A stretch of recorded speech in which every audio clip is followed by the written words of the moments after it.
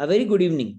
Today, I would like to welcome all of you to today's CCI special webinar, the topic being the lungs and exercise in extreme environments.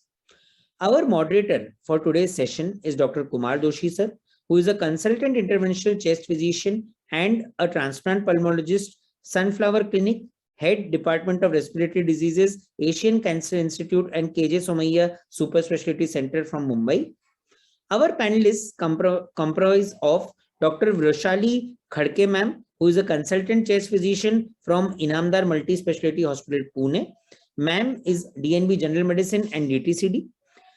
We also have on board Dr. Thomas Vadakkan, sir, who is Associate Professor from Department of Pulmonary Medicine, Amla Institute of Medical Sciences, Thrissur, Kerala.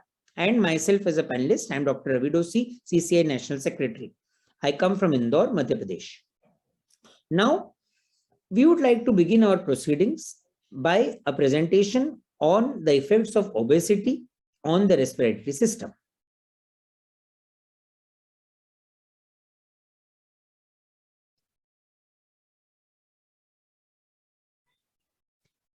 A very good evening to all of you. Today, we'll be talking about the effect of extremes of environment. To talk about the extremes of environment internally, we have chosen the topic of obesity.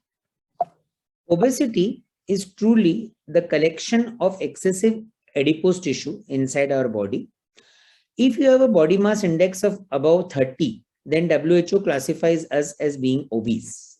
Obesity can be of different classes, class 1, class 2, and class 3.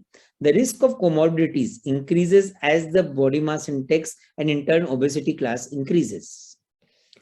India has a very high prevalence of obesity and ranks number 3 the whole worldwide in the prevalence of having obesity and overweight population.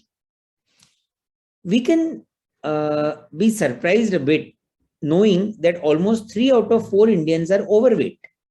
73% of urban Indians are overweight and almost half of urban Indians are obese. The maximum risk age group is 28 to 38 years, with the highest risk of weight gain for both men and female in this particular age group.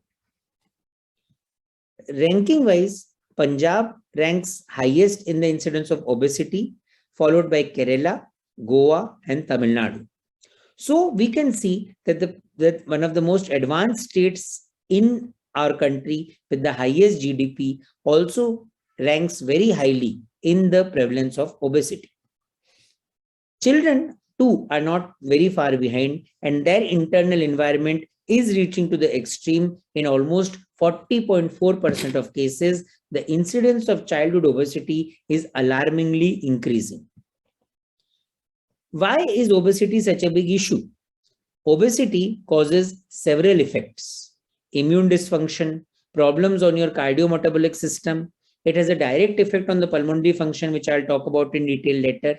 It has a very negative effect on cardiac physiology. It has a negative effect on your renal physiology. It causes a lot of inflammatory changes and cytokine storm-like changes in the body, leading to a lot of hypercoagulability, hyperinflammatory state, and a lot of vascular inflammation throughout the body. Several cancers of the GIT are associated with overweight. Several genitourinary cancers are associated with being obese, and several hematological malignancies and endocrine malignancies are associated with overweight and obesity. Obesity is of 2 types: the abdominal fat obesity, central obesity, which is called the apple obesity. This is the really problematic one, which causes a lot of inflammatory issues. It is because of the dysfunctional adipocytes causing decreased insulin sensitivities and a lot of cardiovascular, metabolic, and endocrine problems in the body. The other is the commonly found pear-shaped obesity, in which there is subcutaneous fat deposition in the hip region. It is because of functional adipocyte hyperplasia and hypertrophy due to excessive lipid storage. What does adipose tissue do in the respiratory system? Ultimately, it decreases compliance. How? By impeding the diaphragm, by increasing pulmonary blood volume, by causing a lot of atelectotrauma because of the abdominal pressure directly on the lower part of the lung. It causes increased work of breathing, leading to increased muscle weakness, decreased functional residual capacity, atelectasis and airway closure, ultimately leading to more hypoxia by V by Q mismatch and more exertion during breathing by increasing your airway resistance. There are several changes, not only one, which we can observe by doing a spirometry in obese individual. We see changes in the static volumes, changes in the expiratory reserve volume, inspiratory capacity, total lung capacity, and changes in the dynamic lung volumes like functional residual capacity, which happen in obese individuals. Obese individuals are predisposed to a lot of sleep-related issues.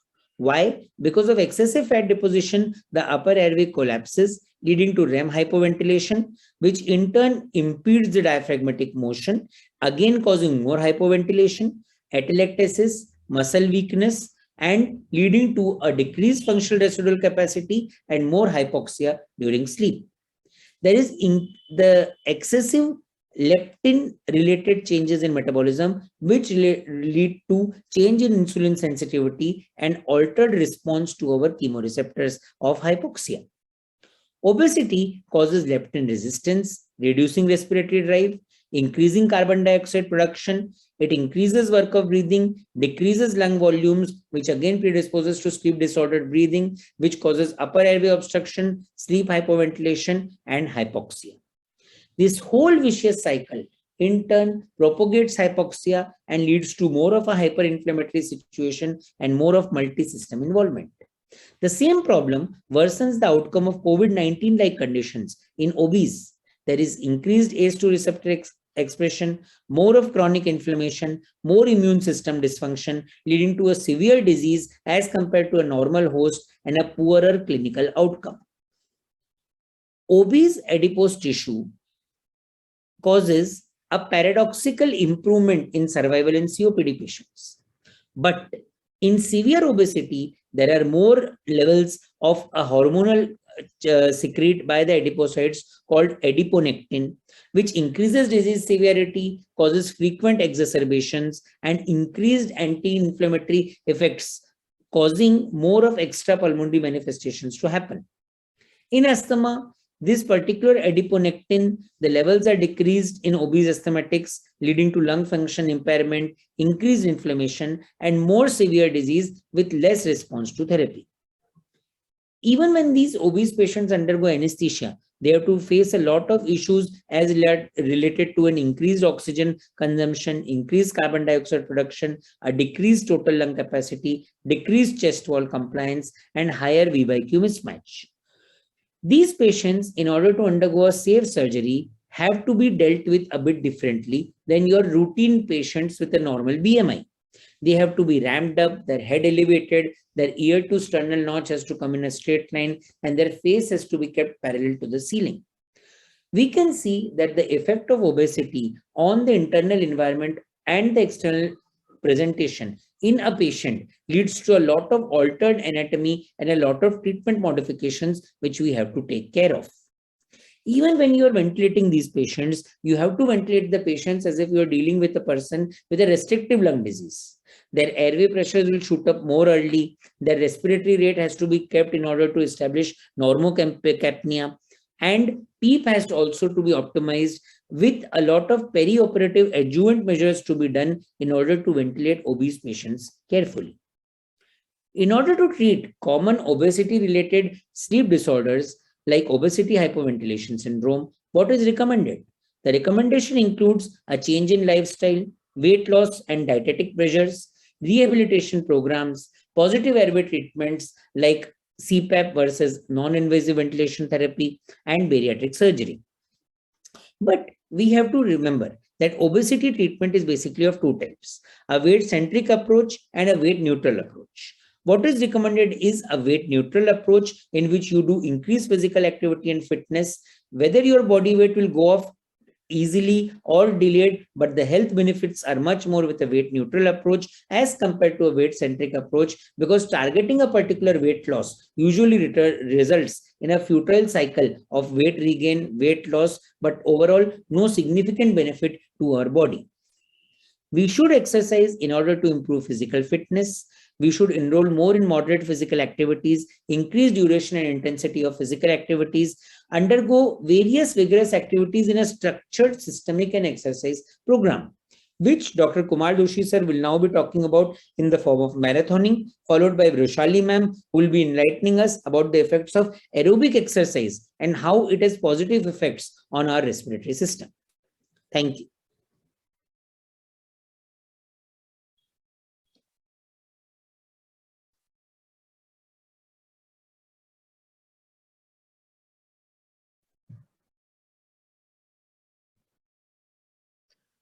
Hello, everyone, and thank you, Dr. Dosi and CCI for giving me the opportunity to moderate today's session on exercises and lungs.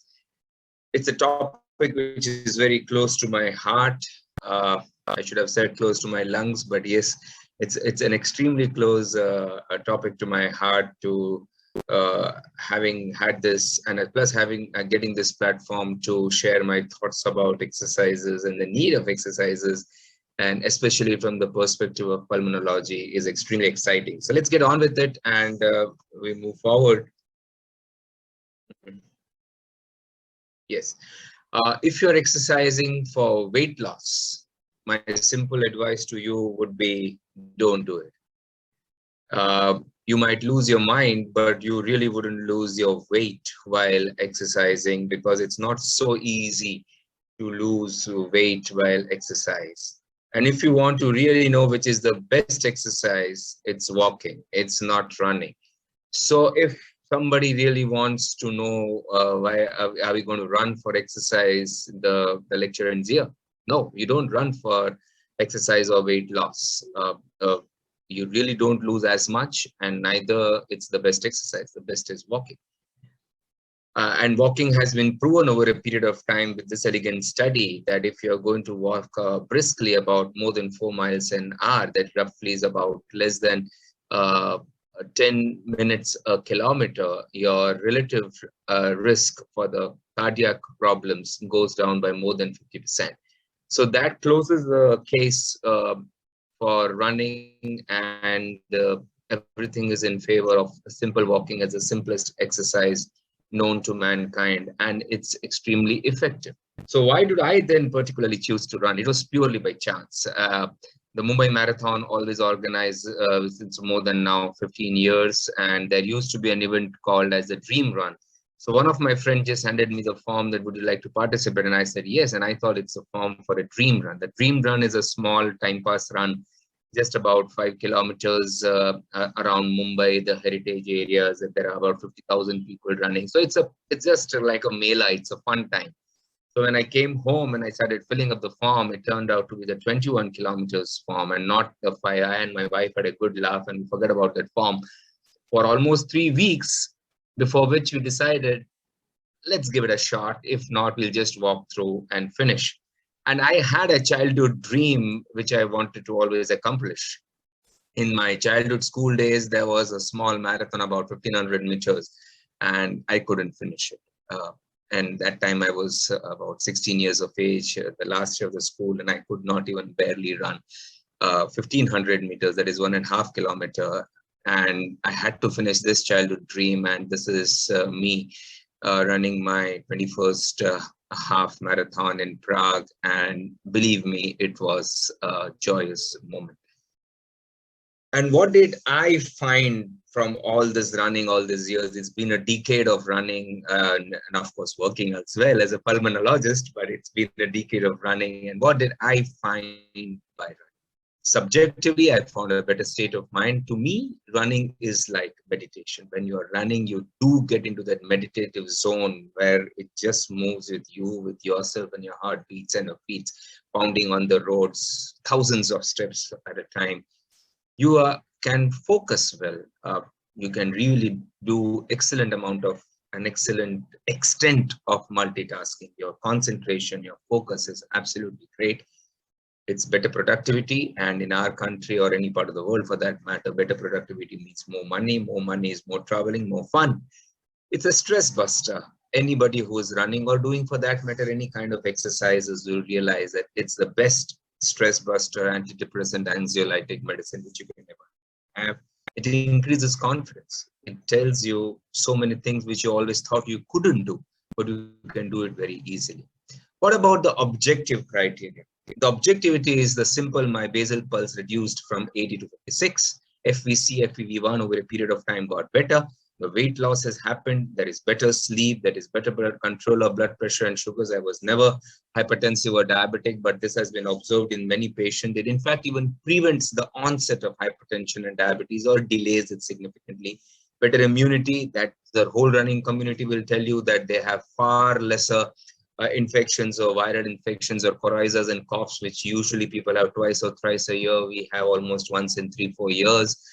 Better bone mineral densitometry or density increase improves tremendously. And most importantly, you can do even fancy and adventure traveling to very exotic parts of the world, and you can fit into fancy clothes as well.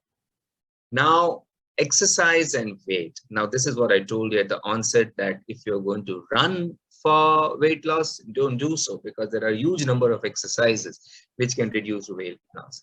And we all know that we just need about 20 minutes of moderate exercise 3 times a week to maintain health. That is published extensively everywhere. To lose weight, you need much more, up to 200 minutes a week. That almost amounts to about half an hour daily of moderate exercise. Moderate exercise is walking about at the speed of about 5 to 6 kilometers an hour. In short, you should be able to finish a kilometer walking about 11 minutes.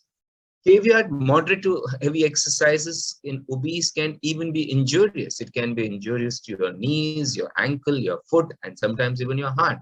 So nothing starts without a proper diet regimen. You just can't say, I'm overweight, I'll start exercising and I'll start running tomorrow. Well, no, you're going to fall flat. You're even going to get injuries, which might sometimes be very, very, very limiting. And if you are going to burn about 700 calories a week, you will lose about 4 kg a year. That's how slow it is. And running 1 kilometer, you lose only 70 calories. So you need to run how much to lose that much amount of weight over a period of a year? And you have to always look in terms of the negative caloric balance, which is, so you will have to exercise more than what you're consuming, and thereby that comes into picture where your consumption has to be controlled and come down, and your expenditure has to increase. So therefore, just a math to lose weight is not going to work. And overall negative caloric balance have to be achieved by a combination of diet and exercise. What about exercises and lung functions? We have this excellent study published in the Biomedical and the Pharmacological Journal in 2018, that there was an effect of high-intensity aerobic exercises on pulmonary functions amongst inactive male. There was improved FE1, FVC, FE1 by FVC, and MVP. But you should also understand there was a beautiful study published by Nicholas in the Sports Medicine Journal that immediate post-long run, there is going to be about 10 to 15% decline in your lung functions, in the peak flows, in the FEV1. Now, this cohort of people where there was an immediate decline of lung function were the ones who had run 18 kilometers plus. Anywhere between 18 kilometers to 42 kilometers, they observed this, and this was because of the inspiratory muscle fatigue. Anyone who has run a marathon, you know that after 18 kilometers, you're almost at God's mercy. You feel that you're going to die, and you always curse yourself by even on the road running and killing yourself. It's only after the run you realize why you were always there. So this degree of decline in the lung function happened after the onset of the inspiratory muscle fatigue, that is after 18 to 42 kilometers. We are looking for general health. We are looking for positive health benefits and improvement in the weight parameters coupled with dieting. You're not going to run about 18, 20. You run about 5, 7, 10 kilometers. So don't expect any loss in the respiratory functions.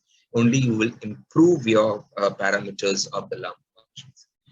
And whenever we are going to talk of running, we are going to talk of this holy grail, the VO2 max. And what is VO2 max? To the unprimed, we can discuss the basics that VO2 is nothing but the maximum amount of oxygen that can be utilized during intense or maximum exercise. It is considered as the best indicator of the cardiopulmonary fitness. Depends on the ambient FiO2, air exchange in the lung, cardiac output, and muscle, blood flow, and tissue mitochondrial oxygen.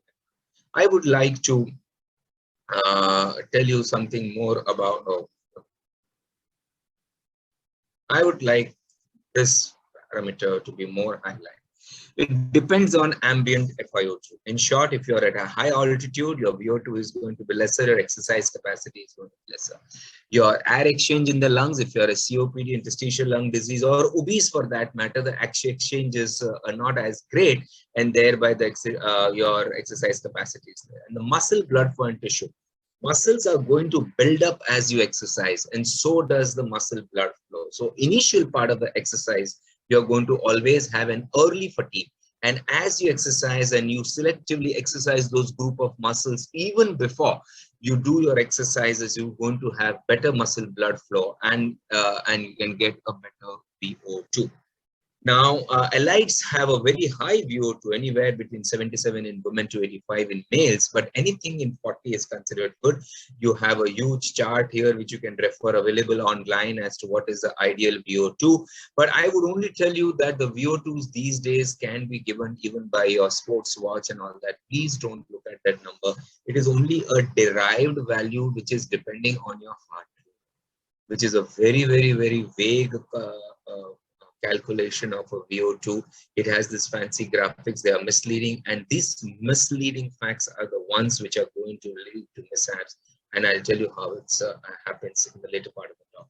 The above cartoon is the way and exercise testing for the VO2 max is done. That you breathe exact amount of air, oxygen, and carbon dioxide breathe in and breathe out is being measured in accordance, and also the pulse and the saturation is being measured at the same time.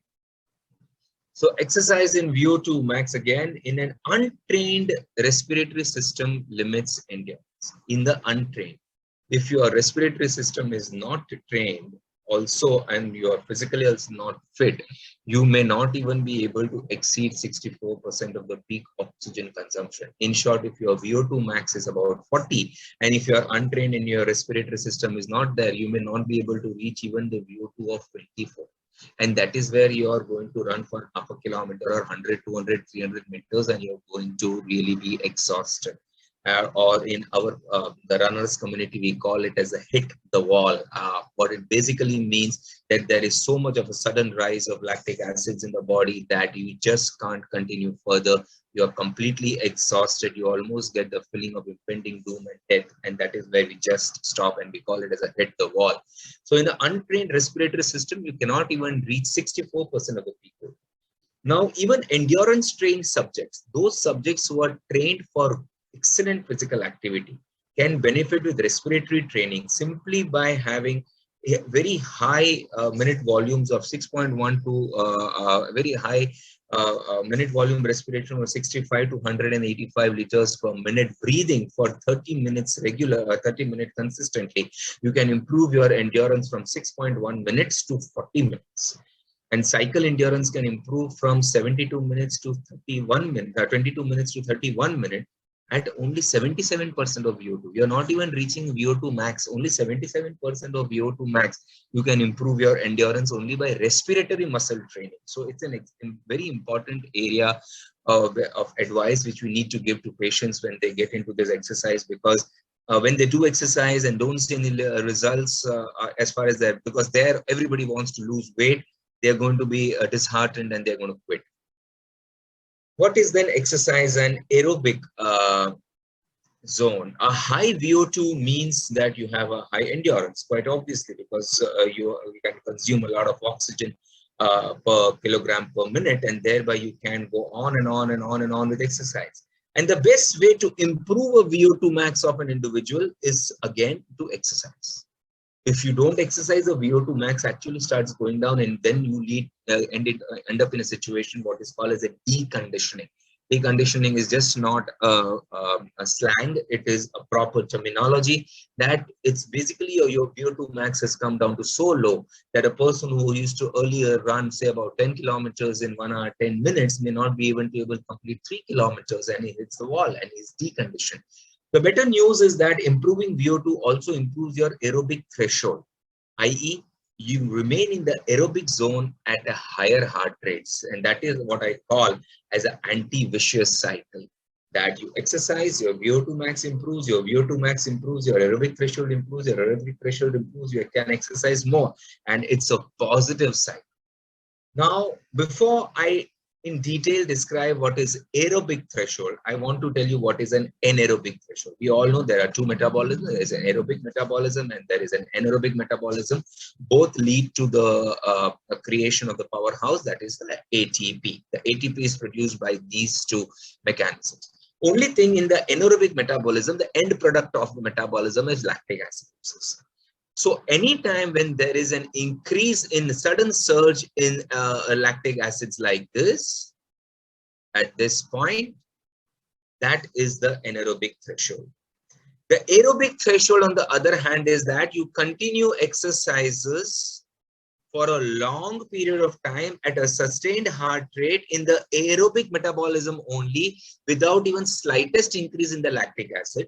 And as you increase your intensity, there is a zone when there is an aerobic metabolism and there is an anaerobic metabolism, and that is it's just a transition zone. So what is the anaerobic threshold? It's usually 85% of your maximum heart rate or 75% of your VO2 max.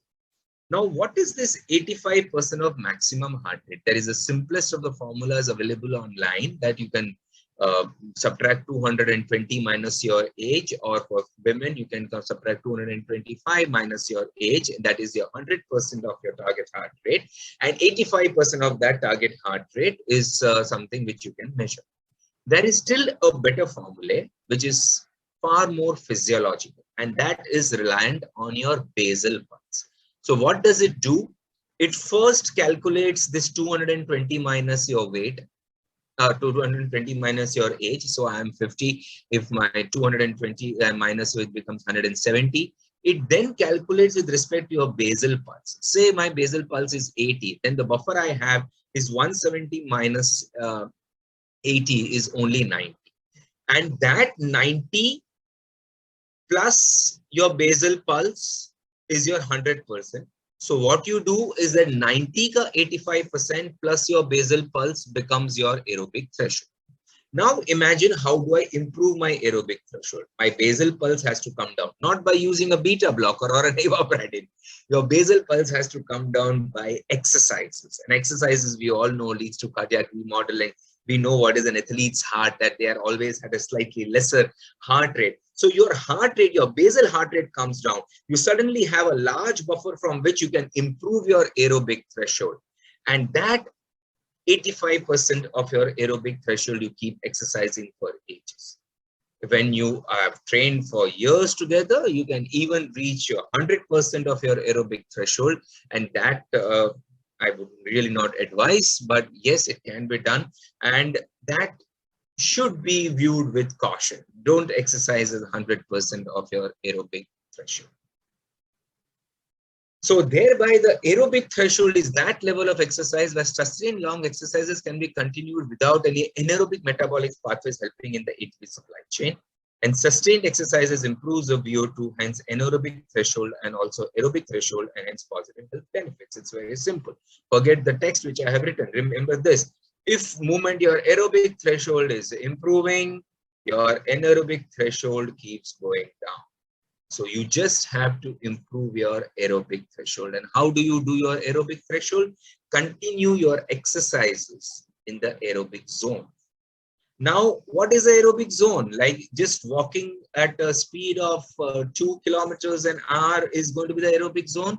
If you see my first graph about walking, when they were walking at about 3 miles an hour, there was no improvement. I can go back and I'll see if I can get back that back for you. Here it is. Yeah. When they were walking to about less than 2 miles an hour, that is 3 kilometers an hour, there was no benefit in the reduction of the cardiac factors. You have to walk faster. You have to create that aerobic tachycardia around heart rate of about 110, 120, and continue at that rate for a very prolonged length of time. Initially 10 minutes, then 15, then 20, then 30, then 45, then an hour and 15 minutes. Keep going, and that is going to improve your aerobic threshold. Now we come back that why run? Now this was an excellent article in Nature by Lieberman, as running is the most natural form of exercise. Human beings actually evolved by because the whole human anatomy has been designed to run. That's what this article in Nature purports. Both these people, Dr. Lieberman and Dr. Edward, were the biologists, and they have done excellent research. You can go through that article available online. And that endurance running may have been so critical in the early human survival that it played a role in shaping many aspects of our bodies. All these key features seem to have arrived about 2 million years ago, when the first appearance of the genus Homo, the same group which we are living now. For the simplest example, let's say a Peroneus Brevis tendon. This became famous by one of the US pitcher, Rocks got injured, and this tendon became very famous. Is one of the several elongated tendons in the human body, providing critical support as the person runs. In apes and chimpanzees, these tendons are much shorter. Consider an antelope or a chimp or a monkey. They can outrun you anytime. Ask them to run 42 kilometers with you. They will never, they will simply say, like this chimp is saying, no, because their bodies are not designed. Look at these other things. Gluteus Maximus. Humans proportionately have a very large Gluteus Maximus record because it is supposed to support your trunk while running. While walking, Gluteus Maximus is not as much as utilized as while running. The arches in our feet, which give us the spring action, they are designed to run. The surfaces of our joints are broad. Like take up a cheetah or a chimp or any other animal. With respect to the size and the cross section of the joints, it's too large. It is there to take the suspension and the weight across the weight. We have wide shoulders, which allows us to swing the arms, and we have relatively lighter forearms, such that the swinging action is supported. Finally, our beautiful ability to sweat. About 3 million glands we have. And that ability to sweat, which unfortunately lots of the mammalians do not have. And that's why they're always with their mouths open, and such that that's the only way they can remove the water vapor. And that ability to sweat has been designed. The whole thing, our whole anatomy has been designed to run, to move. I can say in a parlance that we all have a Mercedes in our garage, a Mercedes in the form of our body, and we are utilizing it like a rickshaw puller. We're utilizing it for slow movements. No, it's not meant for that. It's meant for much bigger things. Coupled with the fact that we aren't very furry, like we just don't have fur. So you have a cool running machine which has complete development and the sweat glands which are designed for running and removal and cooling systems of the body.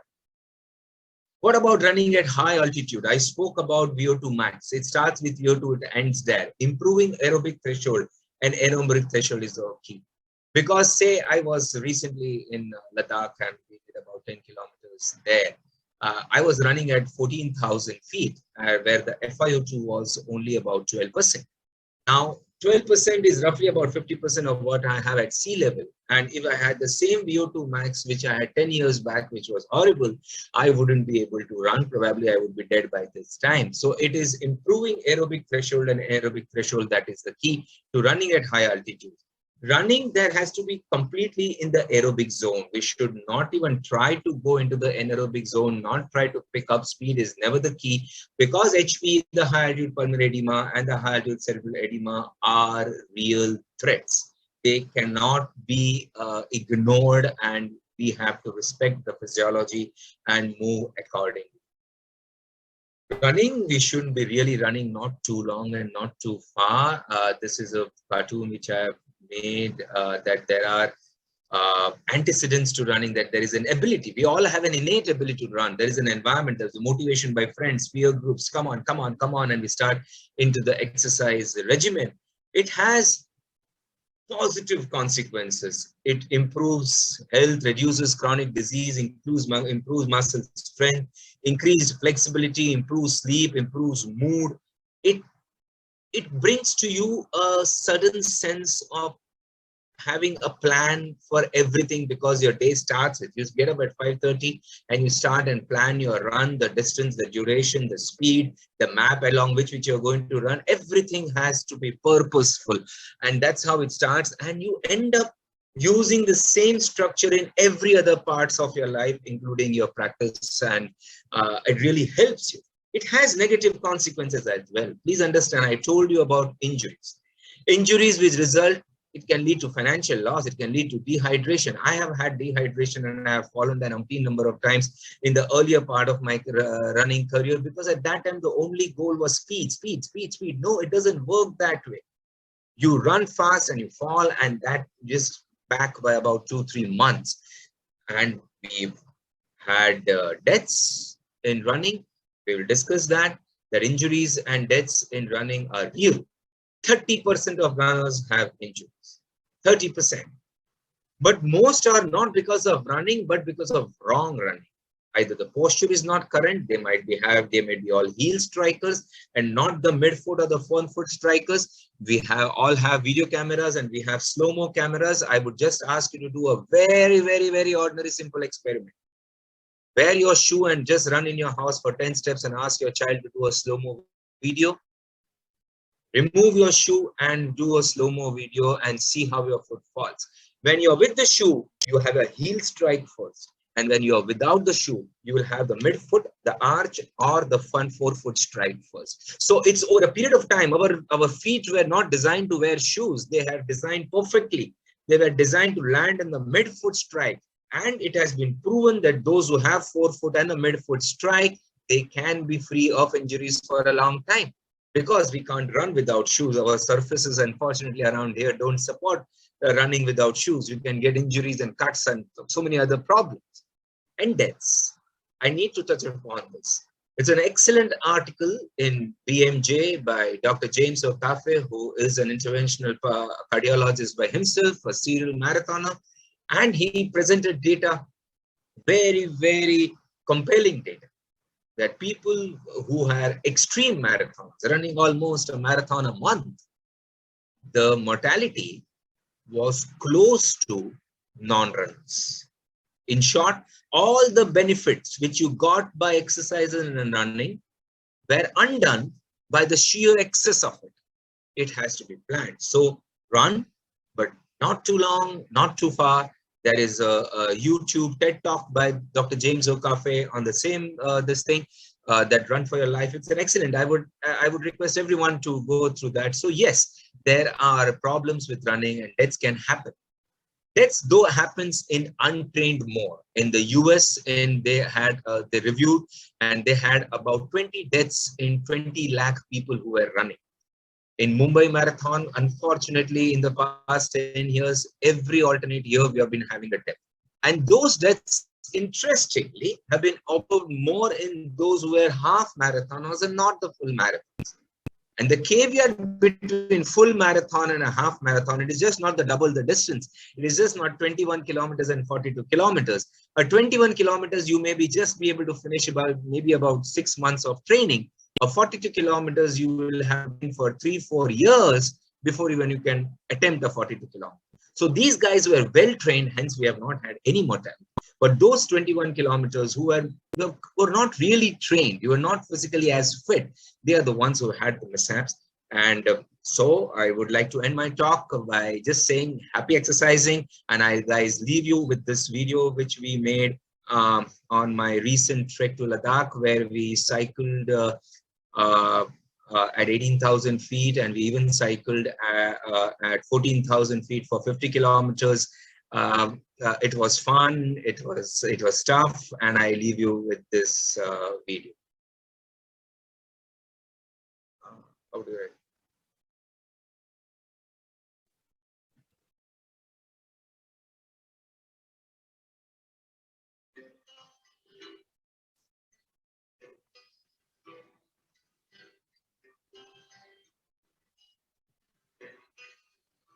दिलों में तुम अपनी बेताबियां लेके चल रहे हो तो जिंदा हो,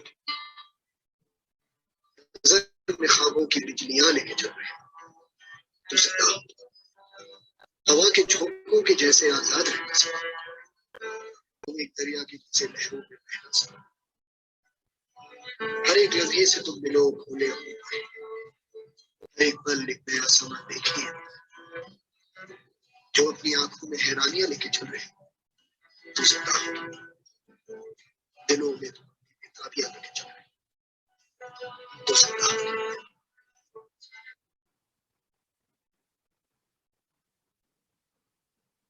So thank you very much. And now we proceed for the other part of the talk, and then we will have a good panel discussion.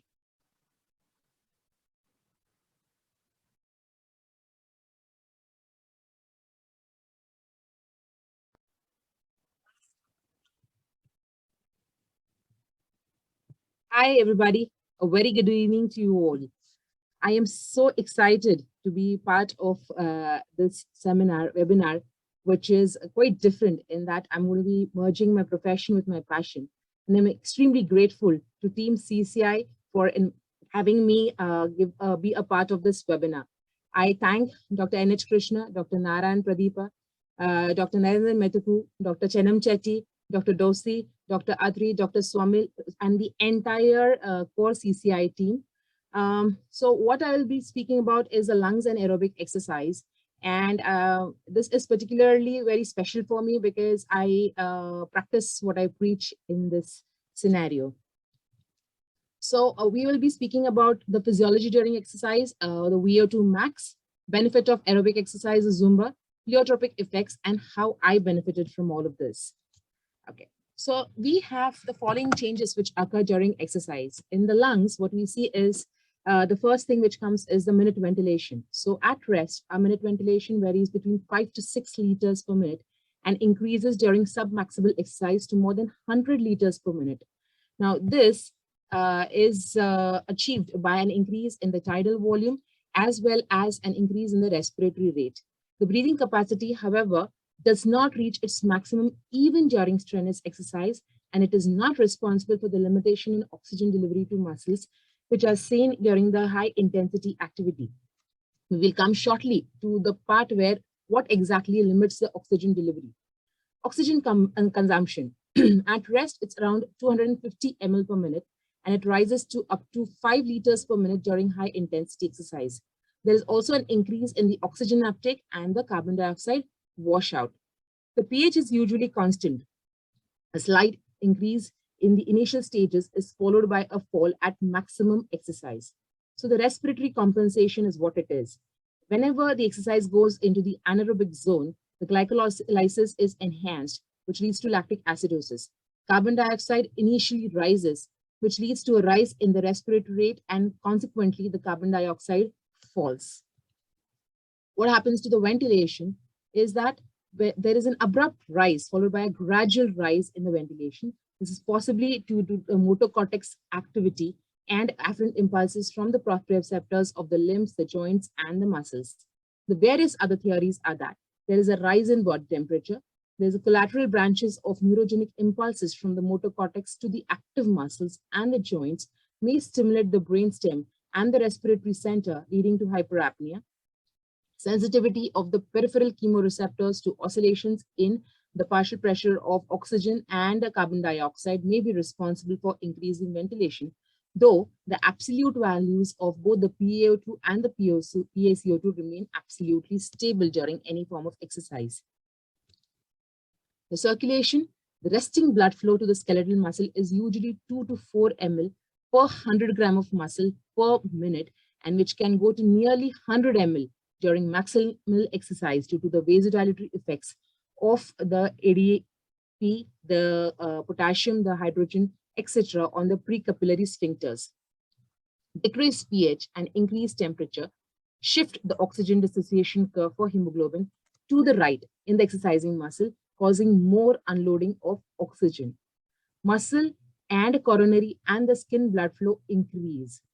All of this you can completely understand, whereas the cerebral blood flow is maintained constant. So usually we should not be experiencing any form of dizziness when we exercising, while the splanchnic flow diminishes.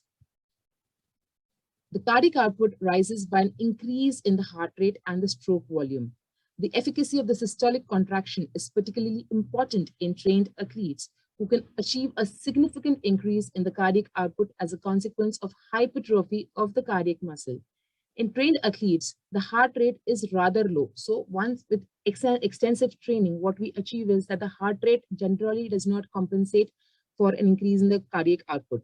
And this cardiac output which is increased in seasoned athletes is generally only by a greater stroke volume. Cardiovascular function is a major limiting factor for oxygen delivery to the tissues. So this is what we come to. It is not the respiratory system, but the cardiovascular function, which is a major limiting factor for oxygen delivery to the tissues, as well as the blood flow. A moderate increase in blood pressure is seen secondary to the rise in the cardiac output. Overall, there is a reduced peripheral vascular resistance. There's an increase in the venous return as a consequence of muscular contraction, blood diversion from the viscera and vasoconstriction. All of this leads to an increase in the cardiac output. Now, what happens to the body temperature? The blood supply to the skin has to be increased to dissipate the extra heat which is generated as a result of increased metabolism during exercise. Generally, whatever energy is generated, only 20 to 25% of that is utilized to make some nutrition. The rest has to be dissipated out of the body.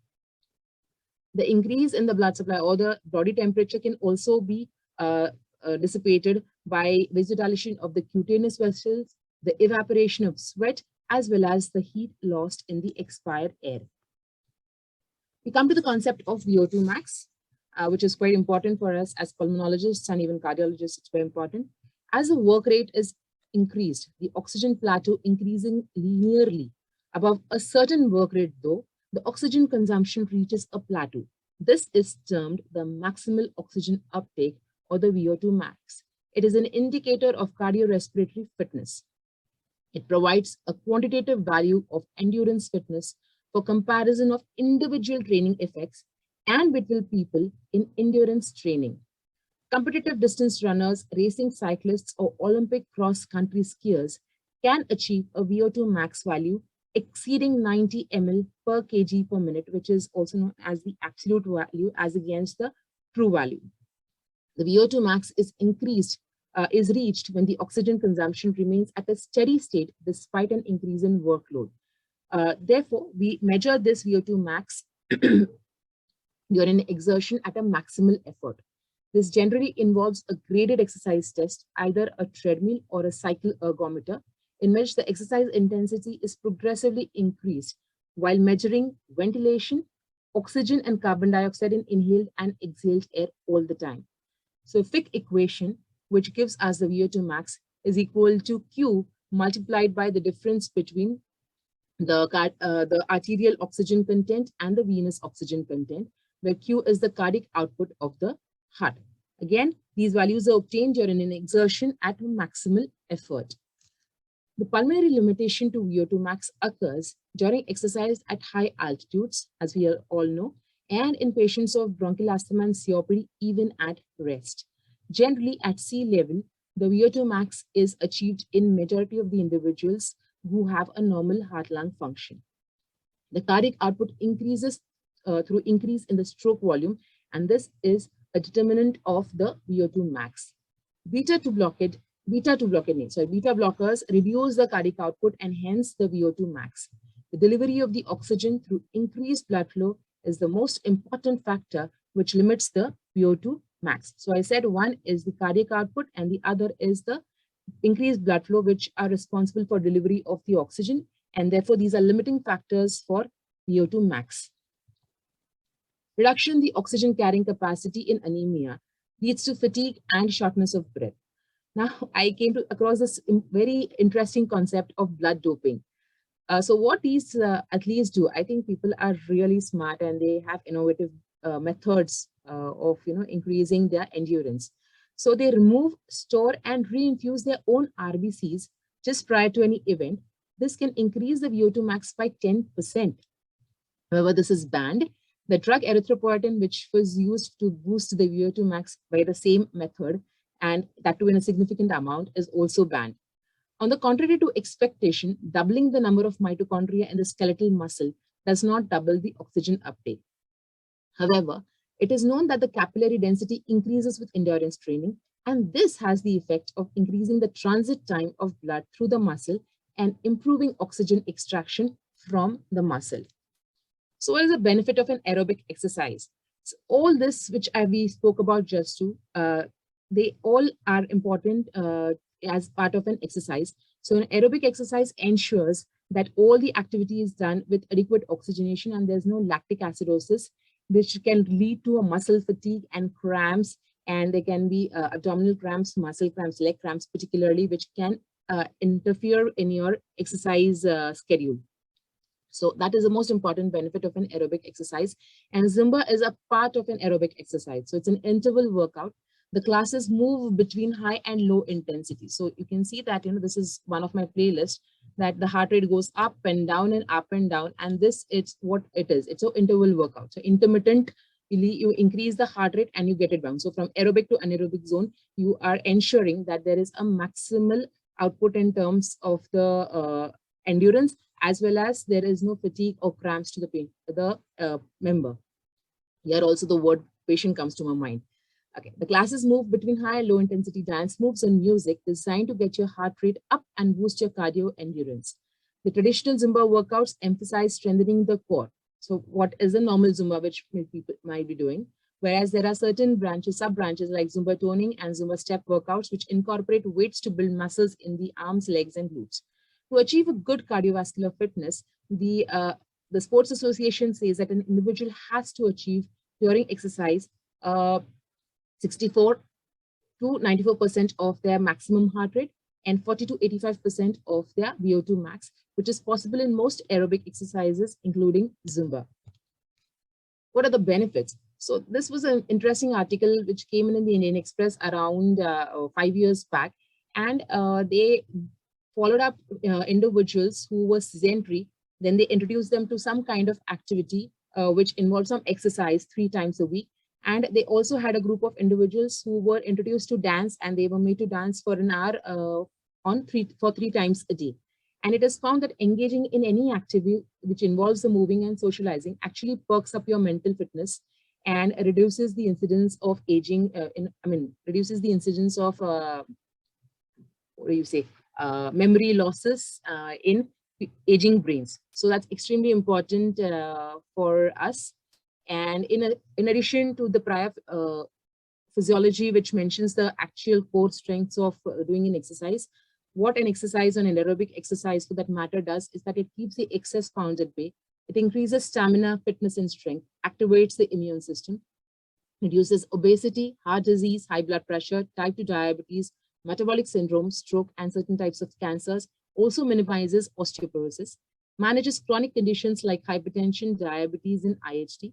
It reduces the plaque buildup in vessels by reducing LDL and increasing the HDL cholesterol. It improves mental health, reduces stress, lowers incidence of depression, increases the cognitive capacity.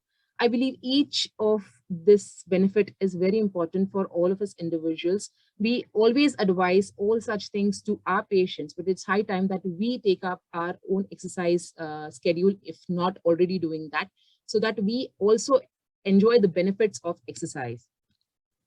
The pleiotropic effects of doing a dance-based exercise is that, and plus a social or a group workout is that, according to the American College of Sports Medicine, benefits of group workouts include exposure to a social and fun environment, an accountability factor, and an effectively designed workout that you can follow along with others. See, whenever you're doing any individualized workout, it requires a lot of go, getting up and doing it on your own every single morning. Whereas when you are with a group of people who are like-minded or possibly like-minded, and but you follow your own rhythm at that place, it definitely helps you, gives you more energy. It channelizes you to get up every single morning or maybe in the evening after your work and push yourself to doing that exercise. So this is an important part of doing a group workout. It also helps particularly individuals who are quite stressed, because even when they're doing their own exercise, if you're going to be thinking of what are your day's, shortcomings or what is to be done, whenever you do a group workout, you really do not have time to think for all those things. A music therapy can improve the health outcome among a variety of patient populations, and this definitely helps whenever you're doing a dance workout because the music kind of relaxes you. This music therapy has been found to be important in premature infants and people with depression and Parkinson's. And so many times, so many of us have used it in the ICU for long-term neurological patients.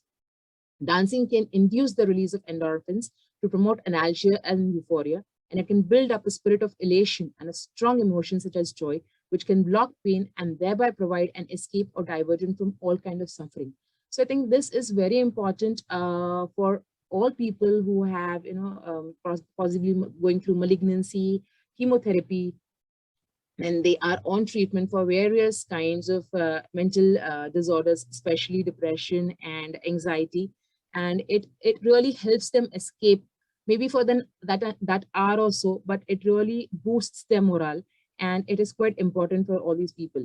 So actually, as a part of my small contribution, what I had done was that during the initial phases of the pandemic, I had started giving morning classes to all the lady physicians who were in the group who could come, and all my a few cancer survivor patient group, because the pandemic and especially the environment was taking a mental toll on all of these individuals.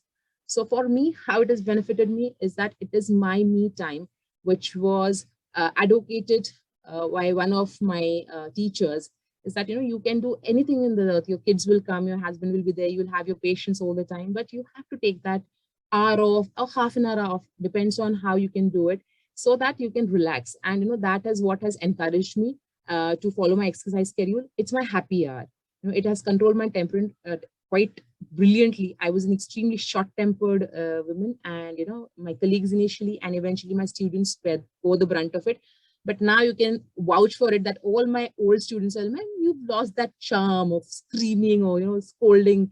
I'm like, yeah, great, but I am much more relaxed. And it has instilled the value of exercise in my patients and my kids, which is quite important, because anytime the patient gives me excuses, I just look at the straight in the face, because most of them know that yes, I do follow some kind of an exercise schedule. So what we do is I lead by example, and this is what all of us can do. A small amount of time for exercise and how it benefits our system is what we're going to see, and a small hint that sometimes I do earn also from this exercise fitness of mine. So thank you so much for your patient listening. Thank you.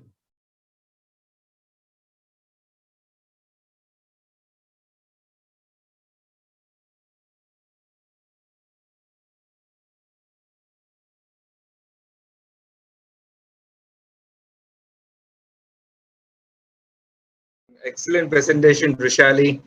How am I in double? That's interesting.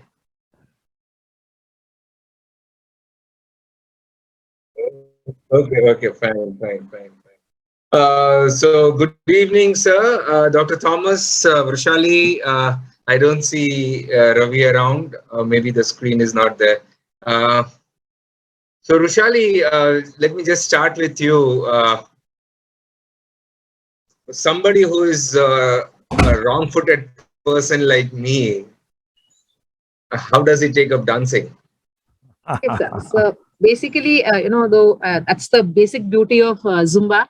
I mean, if you're thinking in terms of actual dancing, yeah, some amount of effort from your end and extreme effort from the person who's teaching you will ensure that you start moving. I can rest assured you're going to not make sure I don't drop out. Okay, and regards Zumba, sir, it is a very 1 plus 2 plus 2 plus 3, that kind of a step. So eventually there are basic steps which are there, and there are basic rhythms which is like merengue, there's cumbia, there's reggaeton, and salsa. So the salsa which you see is not the salsa we do. We just do the 4 basic steps which are important in terms of strengthening your core, your glutes, and your limbic muscles. The lower limbs, not the upper limbs, are not really something that Zumba looks after. And there is a basic formula. So it's quite easy. I mean, I generally tell my students, even if they're non-dancers, by the end of 3 weeks, we have the same playlist. They can take up most of the steps and they become masters at it.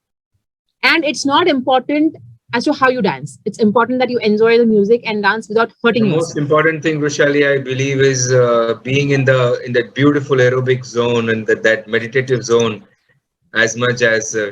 I would like to inform all the viewers that we've had about close to 1,000 logins, 951 logins on a slightly mundane topic like exercise. I believe most of the doctors, they would love to tell to their patients, please exercise, but when it comes to themselves, they would be the first person to disappear. But despite that, we've had 951 logins. That's great. Dr. Thomas, you'd like to share some experiences from your personal levels of and even patient experiences about how exercises have helped them medically, Yeah, physiologically, socially, emotionally, personal and patient experiences. yeah. First of all, I would like to congratulate the speakers, Dr. Ravi, especially warning those who are not exercising and what will happen to them, and Dr. Kumar, who told us that eye-opening session to make sure that our body is just like Mercedes-Benz engine. It is a Mercedes Benz. I keep telling my patients, and don't drive a rickshaw, drive a uh, Mercedes. and Dr. Vrushali told how a Mercedes engine can be used with adequate music and dance inside the car. So this is a perfect presentation which is arranged by CCI. My congrats to you all. I'm there in the pulmonary medicine practice for last 2 decades. I know that many of our obese patients are really suffering, and it's a hard time for us in the post-op time, especially in this COVID era. We lost many obese patients just because the one only morbidity, which is an obesity. Remember that obesity is now considered as a pro-inflammatory condition, and they are tuned as already their inflammatory markers are high. I think Dr. Ravi already told about this. Now it is considered as an endocrine gland. Adipose tissue is considered as endocrine gland, and once it is abnormal, especially the abdominal obesity or the apple kind of thing, though the apple is conventionally told that it will keep doctors away, but apple obesity will keep doctors with you every day. So this is what my observation. Most of our patients with obesity are having hard time when they are coming in a crisis. And also, especially, there is a phenotype in every disease. An obese phenotype has been well described, especially bronchial asthma. I think this is known for many years, and obese patients are very difficult to treat, whatever be the clinical condition under with them. And exercise is the key in the rehabilitation program, especially pulmonary rehabilitation. We are addressing this issue. Many of our terminal COPD patients are getting much improvement, symptomatic improvement. And I think Vrushali has told us, I think dance and music also should be incorporated into the rehabilitation program as well. This was actually a thought-provoking thing. I'm seriously considering in our rehabilitation program as well. No, in Thank you. fact, Dr. Thomas, I would like to add here, just to corollary to what you have been telling, that if we can bear down upon our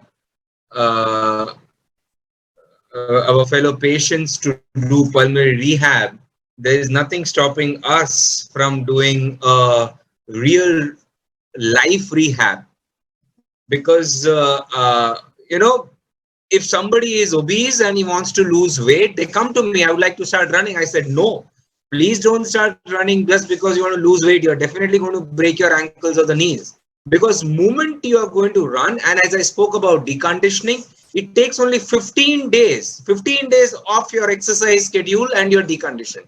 You're almost back to square one. So it's something which you need to fall in love.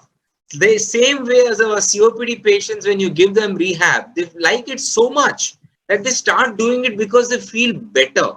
So it's only you got to prime, and Vrushali, I'll give it to you as yes, music and dance probably might sound more interesting beginning for anybody who wants to take up exercising, and running can only follow, because I can only tell by experience that the exotic locations you can go to on your foot, you can't go in a car. Vrushali, there's a question over here is, what age do you start dancing? I can simply answer this question, but I would like to have it from your mouth. So it is what age you can learn dancing. Dr. It Shashi depends. Mohan from Punjab. She wants Yeah. to know, is there a particular age where you can start and learn dancing? So start dancing is like in the moment you can start walking, you can start dancing.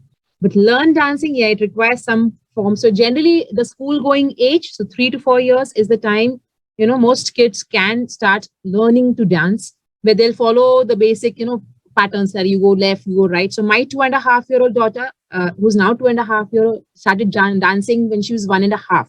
And she follows most of the movements. So she's not as good in doing the complete movement, but she knows the rhythm, the music, and she can dance. But as of putting in for her dance class, no, she is not applicable till 4 years of age. And for that matter, if I tell you, our Indian dance forms like Bharatnatyam is advocated at 6 years of age and Kathak at 7 years of age. There's a lot of coordination required for these dances, which happens only after a particular age. And as in fact, as the age advances, it's much more difficult. And that's why we say we are all wrong-footed, because we have never danced in our life in the right way. But earlier, the better, I believe, is the simplest answer. Dr. Zakir Hussain, Dr. Thomas, you'd like to tell that is there any specific equipment where we can measure the VO2 max?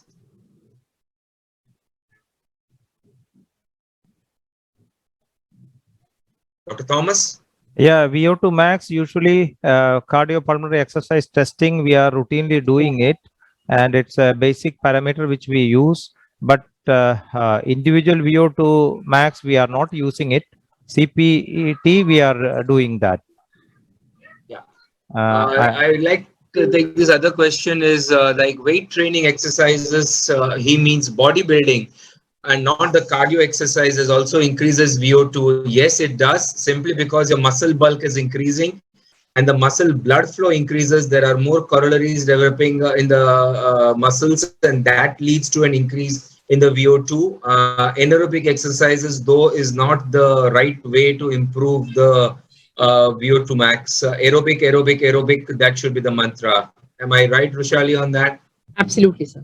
These were the 2 points which we spoke about, that it has to be the cardiovascular system. So a good output. The bodybuilding would help, but that's only because the muscle mass is increasing. Muscle mass and the increasing capillaries and therefore better oxygen extraction, but not really completely. One Dr. Dinesh wants to revise, maybe he joined late, that's fine, but we don't mind taking it for you, Vrushali, in very quick, simple language. What is VO2 max? That's Dr. Dinesh Saraswat's question from Uttar Pradesh. Yeah, so generally, sir, what we see is that the oxygen uptake, it goes on increasing as we do an exercise, but at a particular level, it reaches a constant. You might be exercising at a higher intensity. So that is a maximum rate of oxygen consumption. That is the VO2 max. It is the maximum oxygen uptake which can be done by an individual. That is the VO2 max.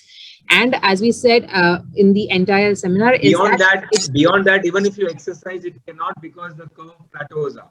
Yes, it plateaus. So that the maximum for any individual is based on how well they train themselves in terms of it is the aerobic zone exercise and the endurance training that will build up your VO2 max. And we just spoke about that the people who are seasoned athletes can go to 90 ml per kg per minute of a VO2 max. But generally, as Dr. Doshi had said, that most of the people can go up to 40 of VO2 max for each individual who is not very highly trained, but does a regular set of exercise. And also, there are a lot of devices which I mentioned in my talk. Like there are a lot of devices, wrist devices, which gives a VO2 max. I would like to strongly recommend against the use of these devices, which can give you VO2, because it is just a derived value on the base of your pulse. Now, all that your wristwatch can measure is your pulse. And on the basis of that, they have huge derived equations of VO2 max that it puts the huge CPET machine to shame when you give them a small watch. So Vrushali, Dr. Thomas, I believe you would agree with me, those wrist equipments of measuring VO2 max and getting your feedback and increasing your exercises on the basis of that would be a big pitfall for the early runners, especially. I was running the other day on Marine Lines, and a guy came up, oh, I'm just 60 of VO2, let's speed up. I said, no, please go on. That's not the way you do it. Okay, so I have one more doctor from Nathdwara. An interesting question. Which is the best time to exercise? Early morning, late evenings, after dinner, before dinner? Which is the best time to exercise? Does it have anything? I will just add, does it have anything to do with your early morning cortisol surge? So, if I might try, though I haven't really, read much about this, but what I believe is any person, the time you can exercise is the best time to exercise. It's preferably not done on a full stomach. You can have a little bit of some amount of calorie consumption prior to exercise so that you do not, fatigue or have kind of dizziness. But there is a saying that, the morning exercise is the best time, but there are multiple papers which say that it is not morning, because the endorphins are high in the morning. So possibly you might have more stiff joints in the morning. So I think Dr. Doshi can correct me that the best. It is quite regional, Vrushali. Like in places like Mumbai, where the early morning, that's the only time when you get a slightly lesser temperature, and thereby you sweat a bit lesser and lesser chances of dehydration. Especially when you go to the Western world, they all prefer to exercise in the evening because the early morning is frigidly cold, and evenings before dinner, that's the only time they realistically get some time to run. So it does have something to do with your biological rhythm, but as Vrushali pointed out, stiff joints, humidity plays a very important role in any exercises, especially when you're doing an indoor exercise with ACs on and all that. Humidity plays an extremely important role. I come from Mumbai, run in 85% humidity. The other day I was in Jaipur and I ran in 50% humidity. The only thought that I came to my mind was, why the hell do I run in Mumbai? I should just come to Jaipur. Relocate to Jaipur. So, Dr. Thomas, in your clinical practice, yeah, Dr. Dosi, you had a question? Just one small point I wanted to add regarding timing, sir. Interestingly, it has been seen that even in heavily polluted cities or heavily polluted environments, even if you're out jogging, there is actual benefit to your means that pollution, even if you're carrying out, it is actually not harming you. So one very good thing is a lot of people tend to exercise when the traffic is less, when they think the pollution is less. But one very interesting fact that it is medically, there are some research papers on it saying that even if you go out and exercise when there is a lot of pollution, it won't be harming you. That was just one caveat I thought I will add, sir. It's a kind of a curve. It's a U-shaped curve. So if the AQI goes beyond 250, it actually then starts harming. And till that point, it's all. That's the best we can get anyway. Yeah. So on that note, sir, I would like to ask, what do you think is the best form of exercise for people who have limited mobility? Or are wheelchair bound? So this is something. Because even our patients. Well, it's those who are having limited mobility, and that's where pulmonary rehab starts. And that is where you rightly pointed out that we need to conceptually start thinking in terms of music, because even in pulmonary rehab, all what we are bothered about is to develop the quadriceps. Moment you have an excellent set of quadriceps, and such a large muscle, that if that is developed, the amount of VO2 that can increase is significant. So something to do with the quadricep exercises would be giving them a foot tapping music of Devanand where they can start jumping around would be great fun. Yes, I completely agree. Because there are marathons for those who are wheelchair bound, but then they end up using their hands, which don't have a very large bulk of muscles. And when they don't have such a large muscle bulk, they end getting tired very early. They haven't really done much for their quadriceps. In fact, even someone was asking me, this webinar of yours is for people who are moving. What about people like us who are not moving? So I was just reading, for They can people who are not moving. lie in the bed and start and turn in the bed with their earphones on. So singing are yoga pranayama exercises. These are very good exercises for increasing your your overall respiratory physiology. So there was an interesting paper I came across where singing for your lungs, and they've seen that overall the patient. One thing is that you learn to control your breath, because you have to take a large breath so that you can continue singing for a longer time, and therefore that breath control ensures that you can even control your cough. You can control the time you take in a deep breath, and prevent a cold trigger. So, and overall, obviously, since you're singing, maybe the others might have a hard time hearing you if you're not singing well, but overall, you have a good health, feeling of good health. So there are two papers which I need to discuss about yoga. One which came out from the Yoga Institute way back in 1992. It was pioneered by Dr. Ashok Mashur sir that time. And they found that there was no significant difference in the FEV1 after yogic exercises. But there was a subjective improvement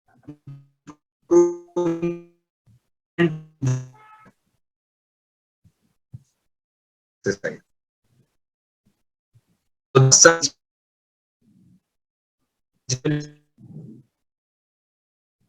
Most of them are stretching exercises.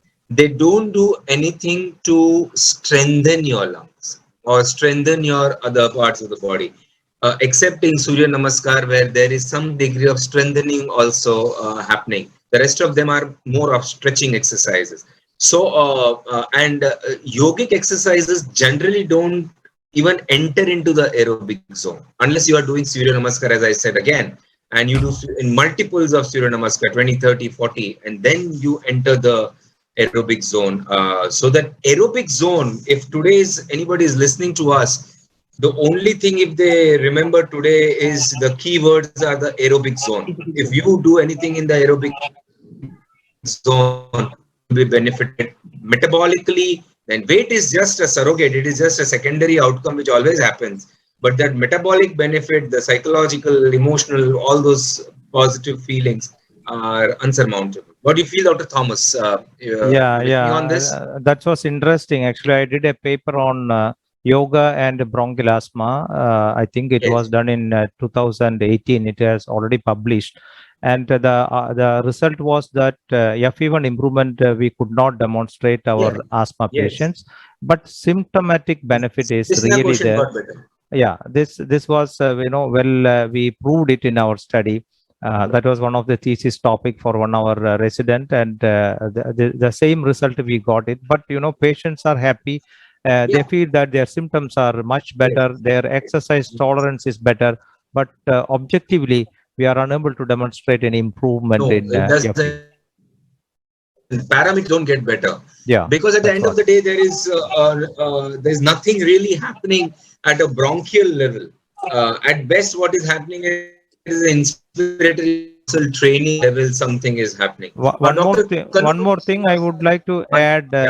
When I was doing my PG 20 years ago, the exercise and music therapy really benefit. In our pharmacology department, they did local IgA level, which was more when somebody is listening to music and exercise compared to their previous level.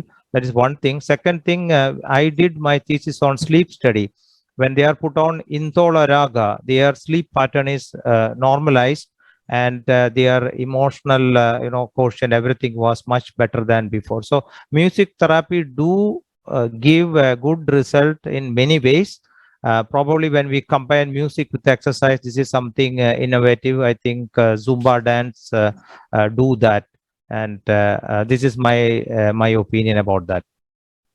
Just Interesting. yeah, I would like to add over here that Zumba dance, the one you all must have seen in most of the cases, where it is a high intensity workout. So there is something called as a Zumba Gold version, and where it is done for elderly people, generally above the age of 65, so as to not have any kind of injuries, where the steps are done. So if a step was done, 4 beats to one rhythm, here we do only 2 beats.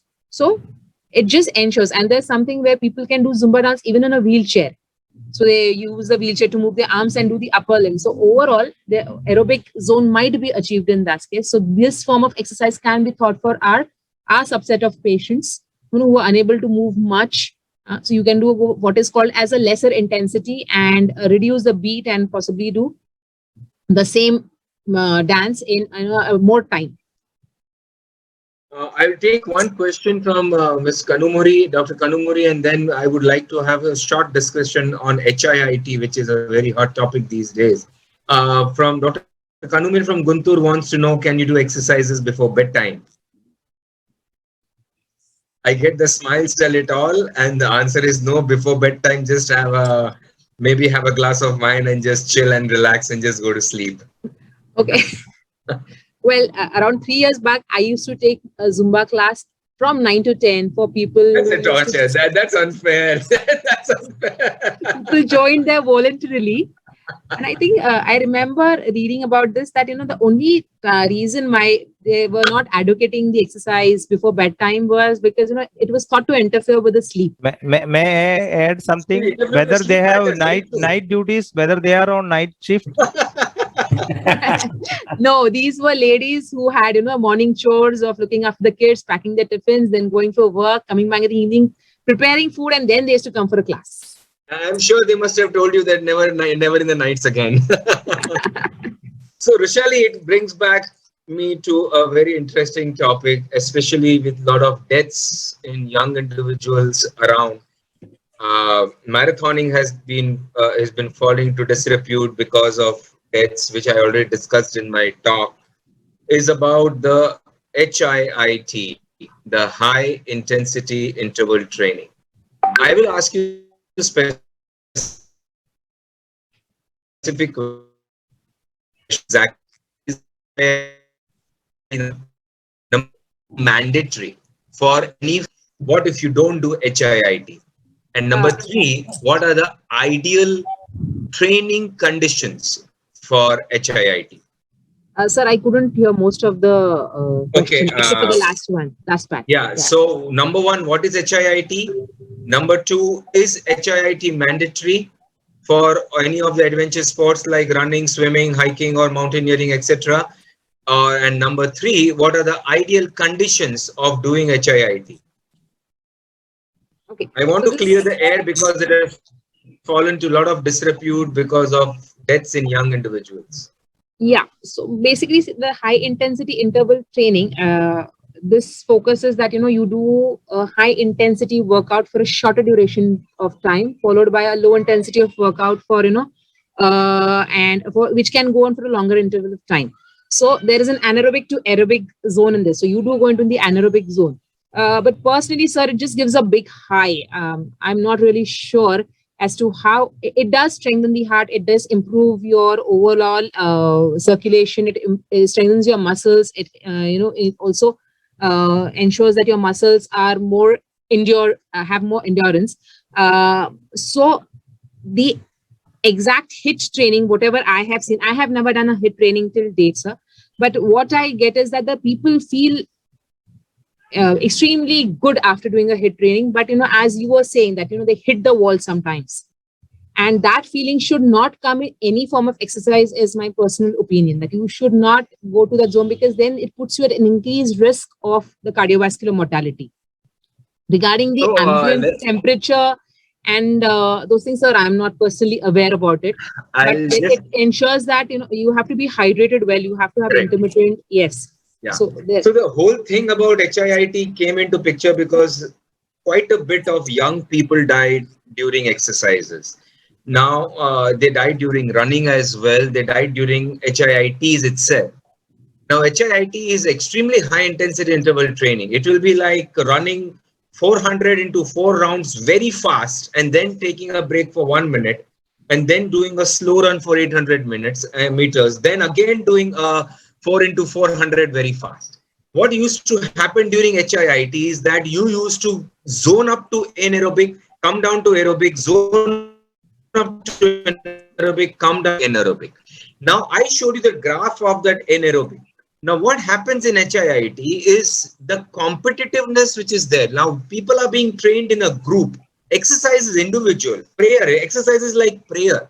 My prayer and Vrushali's prayer, Thomas's prayer and Doshi's prayer is different. I pray to Lord A, somebody prays to Lord B, somebody prays to Lord C, and we may be all praying in a different manner. Similarly, exercises are different for different individuals. When it gets into the group, and then you get in the peer pressure, and then you end up doing HIITs even beyond your prescription.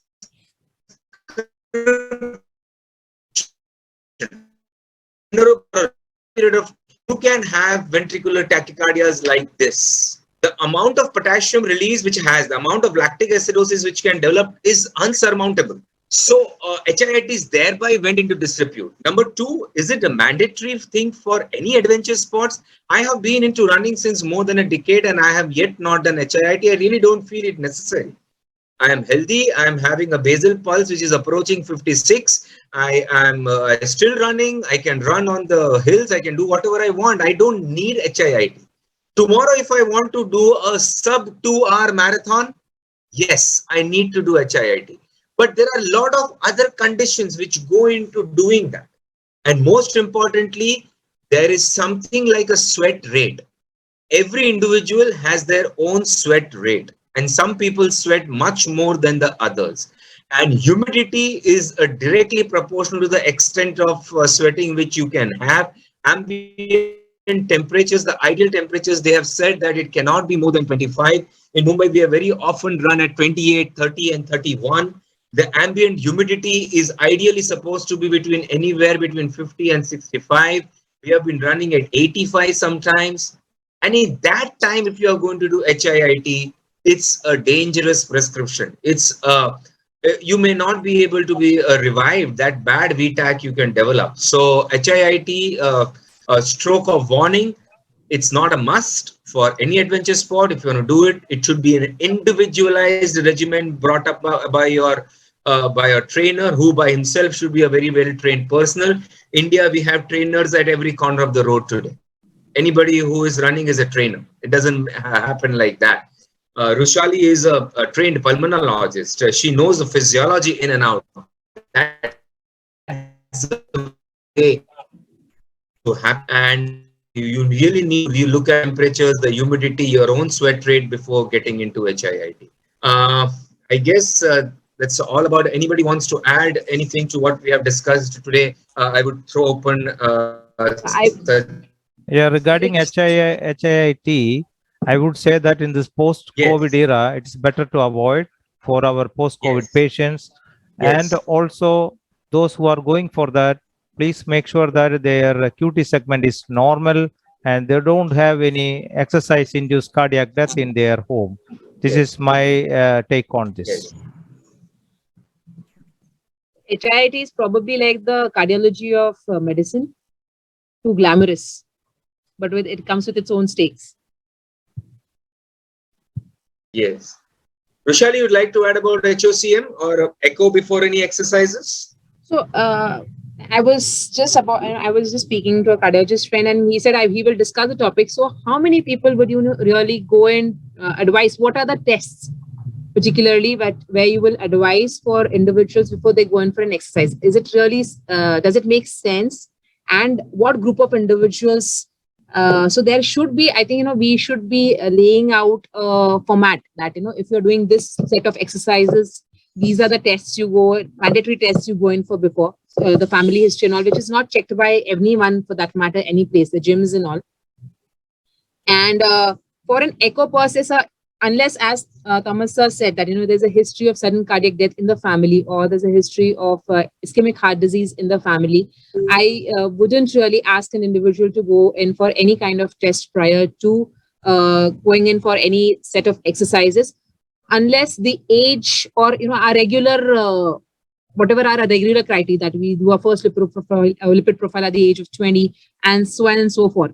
If that is the only case, we would advise. But per se, I think we are lacking on that front totally in the Indian setting. Ma'am, one point is there. A lot of young patients around 30, 35, the first time they think that they need exercise is after they actually go in for an executive health checkup, see that they too have high cholesterol values. That is when they really think, we actually need to do something about it. So the other way also, you look at it, at times getting your lipids checked when you're 30ish is a good idea to propagate yourself into exercise.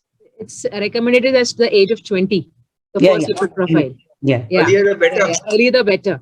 I deliberately did not show you the photograph when I was 39. You guys would have disowned me. Well, my heart rate used to always be above 100. So anytime, you kind of check the pulse ox on your finger. So as an intern, and the intensivist that came has to be like, first, used to take a paper and write down CBC, ultra thyroid levels and things. And now I've achieved a heart rate of 60 after these exercises, after my regular exercise. And what I do is only 3 times a week. Now, one thing I just wanted to, interesting point is, I had this patient of COPD who can whistle for continuously 45 minutes, and his FTC is just somewhere around 45%. So I think, Thomas sir, this is another thing, maybe playing instruments, so just not listening to music, maybe playing instruments can also be made part of our pulmonary rehab. Just a thought. Yeah, true. Because the tribal insulin spirometer and other breathing exercise also part of the program. If they are interested to play any instruments, that also I think equal to what we are giving. Yeah. It's something like this. Any wind instrument, which is a low flow instrument, they can play far more easily because they have the FET is very prolonged. Anything which is a high flow instrument like a saxophone, they would find it extremely difficult. So I guess we've been 1.5 hours and we have crossed 1,000 logins. It was a pleasure being with you guys, and hope to see you all on road someday running along. Thank you so much. Yeah. We are running next Sunday in cycle in part of World Lung Health Day. Association of Pulmonologist Thrissur. Around 100 doctors are participating in it. And thank you. Superb. Prior to the running, there's always a warm up. I would be glad if someone invites me to do the Zumba warm up for the runs. Running is just not for me. Dr. Dosi, you have your task cut out. CCI has to now organize a marathon.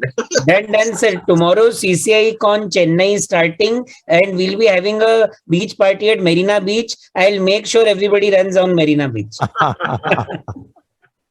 Thank you so much. Pleasure being with you guys. Thank you, CCI. Long live CCI. Bye. Thank you, everyone. Good night. Thank you, everybody. Good night.